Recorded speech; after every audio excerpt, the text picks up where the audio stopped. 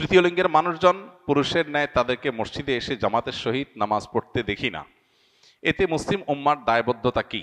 প্রায় সমাজে তাদেরকে নিয়ে বিদ্রূপ করা হয়। প্রথম কথা হলো, আপনি যাদেরকে তৃতীয় লিঙ্গ বলছেন তারা আসলে কি তৃতীয় লিঙ্গ, নাকি সবগুলো সমকামী, অথবা তাদের অনেকে সমকামী? এটা আগে নিশ্চিত করা দরকার। কিছু মানুষ আছে যারা আসলেই আল্লাহ তাআলা তাদেরকে সৃষ্টি করেছেন এমনভাবে যে তাদের নারী বা পুরুষ হওয়ার দিকটা পরিষ্কার না।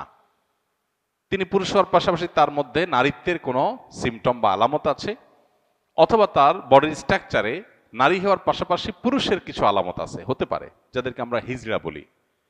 এই হিজড়া বা তৃতীয় লিঙ্গ, এই মানুষগুলো যদি ফিজিক্যাল টেস্টের মাধ্যমে, মেডিকেল টেস্টের মাধ্যমে তারা যদি তৃতীয় লিঙ্গ বা হিজড়া প্রমাণিত হয়, তাহলে শরিয়ার নীতিমালার আলোকে তাদের ফ্যাসিলিটিস তাদেরকে দিতে হবে।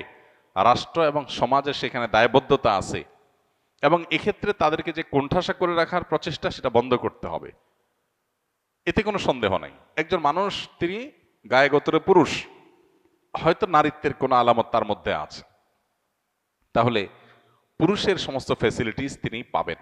মসজিদে আসবেন, পুরুষের সাথে নামাজ পড়বেন, এবং ট্রিটমেন্ট করে যদি পরিপূর্ণভাবে তার নারীত্বের যে ইস্যুগুলো আছে সেগুলো রিমুভ করে তাকে স্বাভাবিক পুরুষে পরিণত করা যায়, শরীর সেটাকে অ্যালাউ করে। কিন্তু প্রশ্ন হলো, আমাদের সমাজে যাদেরকে আমরা হিজড়া বা তৃতীয় লিঙ্গে বলছি, এদের উল্লেখযোগ্য সংখ্যক মানুষ মূলত হিজড়া বা তৃতীয় লিঙ্গের ভান করেছে।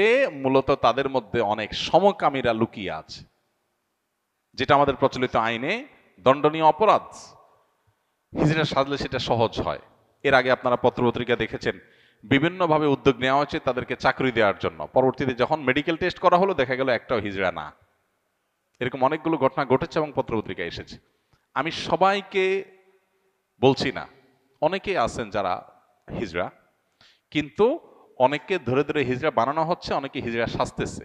মেয়েদের মধ্যে ঢুকার জন্য হিজড়া সাজতেছে পুরুষ হয়ে, আবার ছেলে হয়ে মেয়েদের মধ্যে ঢুকার জন্য তিনি মহিলা হিজড়া, মহিলা টাইপের হিজড়া সাজতেছেন। তো এই জিনিসগুলো নতুন না, এই জিনিসগুলো অনেক পুরাতন। মেডিকেল টেস্টের এই সিস্টেমটা তুলে দেওয়ার জন্য সরকারের একটা অথরিটি আরেকটা অথরিটিকে চিঠি দিয়েছে এবং চেষ্টা করেছে, এটাও এদেশে ঘটেছে। দুর্ভাগ্যজনক। মেডিকেল টেস্টের মাধ্যমে তারা নিজেদেরকে হিজড়া প্রমাণ করার পর তাদের অধিকারগুলো দিতে সমস্যা কোথায়? কিন্তু না, মেডিকেল টেস্ট করতে দিবে না, কারণ মেডিকেল টেস্ট করলে গোমর ধরা পড়ে যাবে যে সমকামীরা এই লেবাস ধারণ করে অনেক সময় তাদের সমকামিতাকে প্রতিষ্ঠিত করছে, চালাচ্ছে।